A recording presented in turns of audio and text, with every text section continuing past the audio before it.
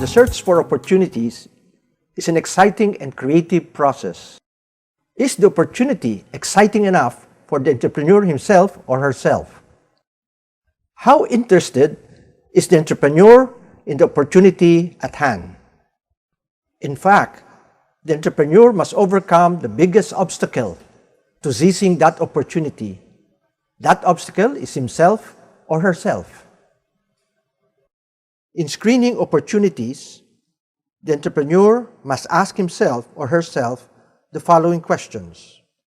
First, do I have the drive and tenacity to pursue the business to the end?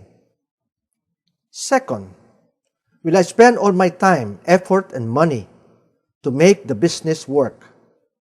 Third, will I sacrifice my existing lifestyle, endure emotional turmoils, and forego my usual creature comforts to succeed in this business? If the answers to the three first questions are yes, then the entrepreneur can begin to apply more rigorous opportunity screens. Some of these screens are more important than others. Here are the 12 opportunity screens that the entrepreneur can use. There are 12 R's to opportunity screening. The first R is relevance to one's vision, mission, and objectives. Will the opportunity bring the entrepreneur closer to his or her long-term goals? Second, resonance with one's values. Does the opportunity ring true to the value system of the entrepreneur? Third, reinforcement of existing enterprise strategies or entrepreneurial interests, if any. Does the opportunity strengthen whatever enterprise strategies, products, and markets the entrepreneur already has? Fourth, revenues. What are the revenues or sales potentials of the opportunity? Are they large enough to make it worth the while of the entrepreneur? Fifth, responsiveness to customer needs and wants. Does the opportunity answer to actual or a latent need or want of the envisioned customer? Six, reach. Will the opportunity allow the enterprise to have a wide market reach or expansive geographic coverage? Seventh, range. Will the opportunity allow the entrepreneur to come up with a wide range of products and services that could exponentially expand the market? Eight, revolutionary impact. For entrepreneurial game changers, will the opportunity create a revolutionary change in the industry, thus making old products obsolete? Ninth, returns. Does the opportunity promise to yield substantial profits and returns on investments? 10th, relative ease of implementation. Is the opportunity relatively easy for the entrepreneur to do, but harder for others to engage in? 11th, resources required. Will the opportunity require massive resources, or can it be pursued at the phased tempo of investment? Many startup entrepreneurs do not have huge resources to invest, and this may pose an obstacle. 12th, risks. What are the risks involved in the opportunity? What are the market, technological, financial, and legal risks? The entrepreneur does not need to go through all 12 screens, but it might be a good idea to do all 12. They serve as good investment guides. If the entrepreneur opts to use all 12 screens, he or she might want to give different weights to the different screens. This is to establish their relative importance to one another. A sample format of the 12-screen process is illustrated as follows. A scoring and weighting system is suggested when using the 12 screens. However, the entrepreneur may want to use a faster and less rigorous method of screening opportunities. He or she may want to use only two, say returns and risks. This two-dimensional grid is illustrated as follows.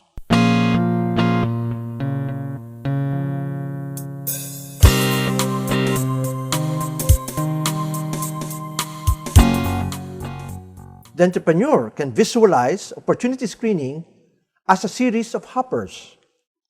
The first hopper is a general scanning device. You dump all the opportunities into the first hopper according to some general criteria. Some will pass through and some will get rejected. The second hopper is a pre-feasibility hopper. In that pre-feasibility hopper, you look at 4 dimensions. Number 1, market potential. Number 2, the availability of technology. Number 3, the project investments and the cost of making the product or rendering the service. Number 4, the financial feasibility, the returns to the project or the returns to the opportunity. Only 1 or 2 opportunities may emerge from the second hopper. Then the entrepreneur can subject it to the final third hopper. This is the feasibility study.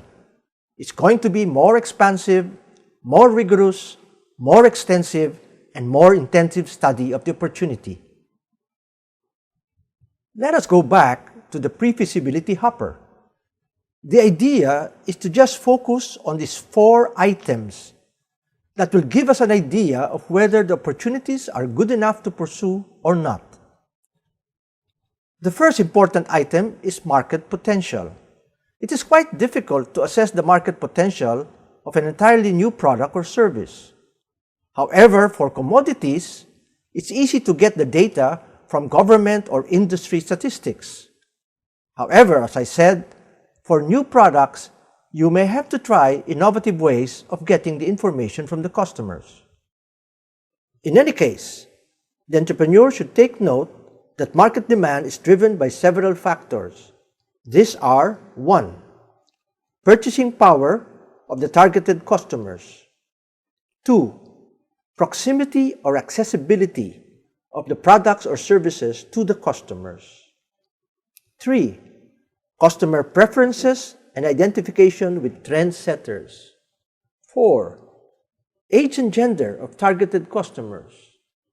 5, social, cultural, and educational background of the targeted customers.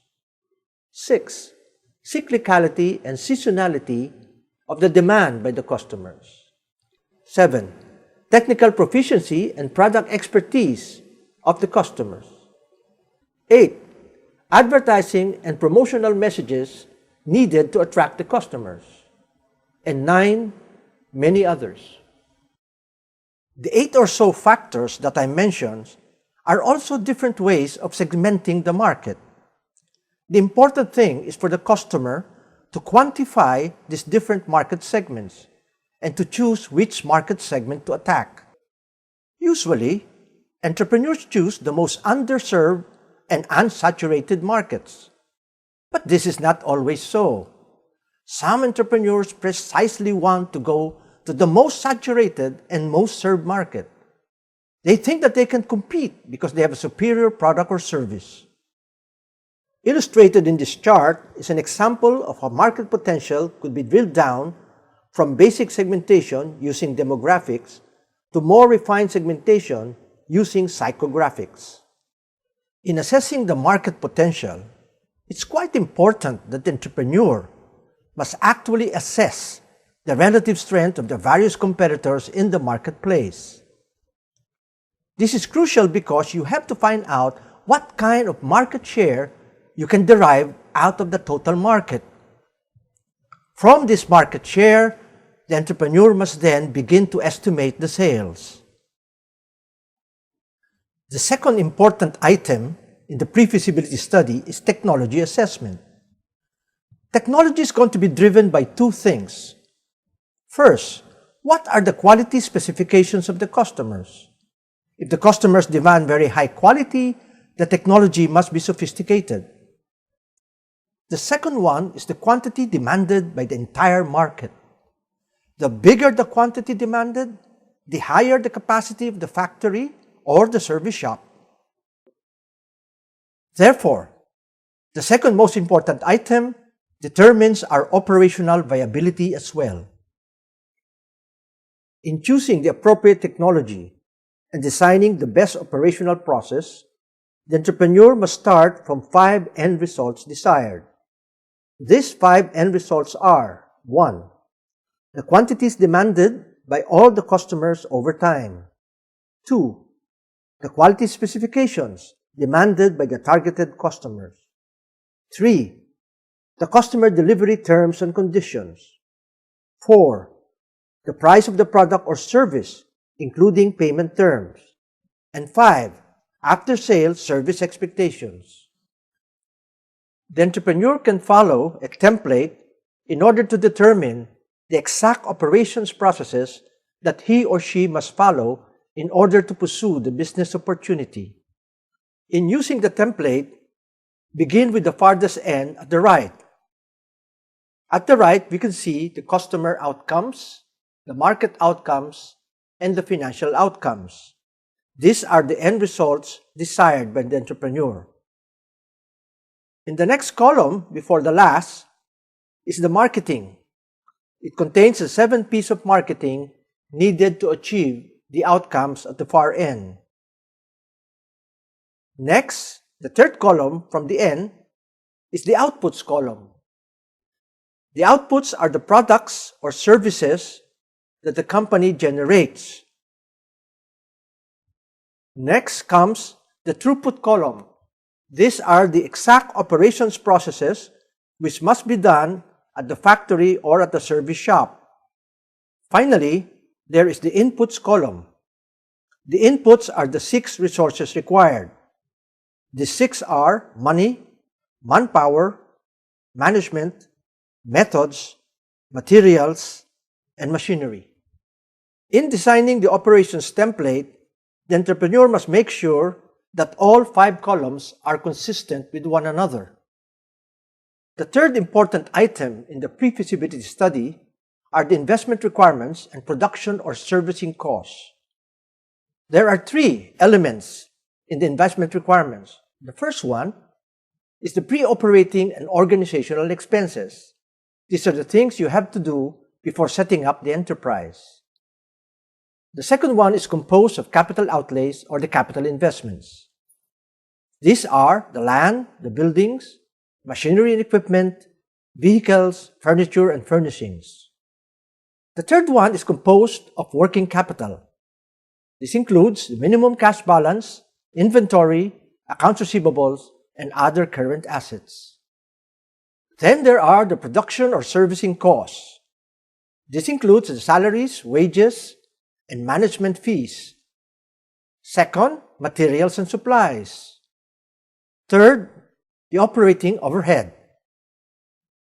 The fourth important item in the pre-feasibility study is the financial feasibility. The financial feasibility actually translates all the financial figures into financial statements. These financial statements include 1. The income statement, 2. The balance sheet, 3. The cash flow statement, and 4. The funds flow statement. The income statement is headed by the revenues or sales of the company. These are the goods or services sold by the enterprise. Second, there are the cost of goods sold or the cost of rendering the services. Third, there are the operating expenses. They're composed of salaries and wages, rental, utilities, and all sorts of other expenses. Fourth, there are the non-operating expenses and non-operating income. Fifth, there are the taxes to be paid. And finally, there's the net income after taxes. The second financial statement is the balance sheet. The balance sheet depicts the assets and liabilities of the company. The assets include the current assets, composed of cash, inventory, accounts receivable, and other current assets. Then there are the fixed assets. They're composed of the land, the building, machinery and equipment, and other fixed assets. And then there are the pre-operating expenses, which are amortized over time. This comprised the total assets. On the other side, there are the liabilities. These are composed of current liabilities. or obligations to be paid within a year. Then there are the long-term liabilities, or those obligations to be paid after 1 year. Finally, there are the stockholder equity account, composed of capital and retained earnings. The third financial statement is the cash flow. The cash flow is composed of all cash receipts and all cash disbursements. The fourth financial statement is the funds flow. These are all the sources of funds of the corporation or the enterprise, and all the uses of funds of the corporation or the enterprise.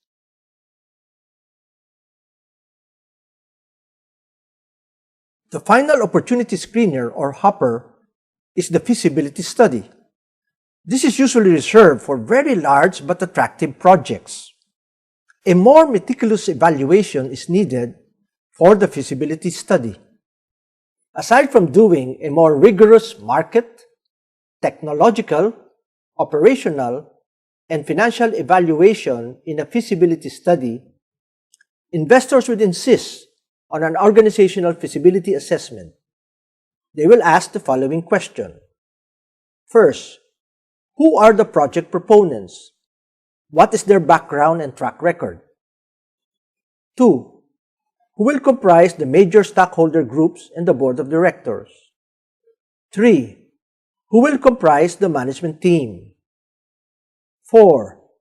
Who will provide the technical know-how and support system to the enterprise? 5. How will the financial, administrative, human resource, legal, and IT personnel be chosen, organized, and run? 6. What organizational systems and structures will be put in place? And finally, 7. What are the intended quality management programs? Of utmost concern in the feasibility study is the attainment of the sales forecast. This means that the feasibility study must ascertain with a very high probability that the projected sales volume can in fact be attained. This means a sharper customer profiling and a more detailed analysis of the market area to be served and the customers to be targeted. The closer the match between the product or service being offered by the entrepreneur and what the market needs or wants, the better are the feasibility prospects of the enterprise or the project. The feasibility study should therefore try to prove that the product or the service being offered has the right design, the preferred features, the correct attributes, and the required specifications. To recap our discussion on opportunity screening, we highlighted 4 ways of screening opportunities. The first and most important one is the entrepreneur himself or herself. How interested or excited is the entrepreneur? The second one, we use the 12 opportunity screens, from which the entrepreneur can choose 1 or 2 or several of them. The third one is the pre-feasibility study, which had 4 elements inside of it: the market, the technology, the investment requirements, and the financial feasibility. And finally, we discussed the feasibility study, requiring a more rigorous study.